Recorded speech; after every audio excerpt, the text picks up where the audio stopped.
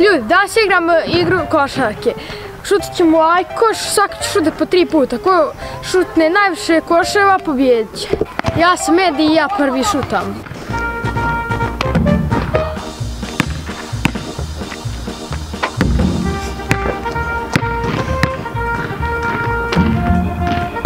Ljudi, zabio sam od moguća 3-1 koš. Ljudi, ja sam Svel, sad ja šutam 3 puta.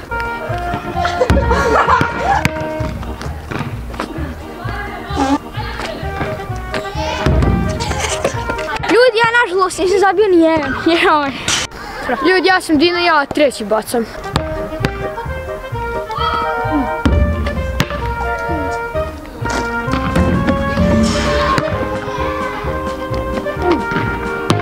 Ljudi, zabio sam samo jedan, tako da imam još jednu šansu. Ljudi, ja sam Vedad i sad je na mene red.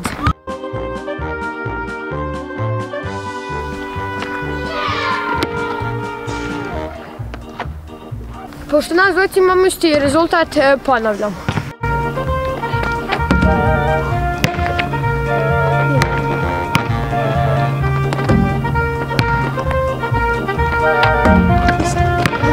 Ljudi, ja sad moram samo jedan zabiti i ja ću pobijediti.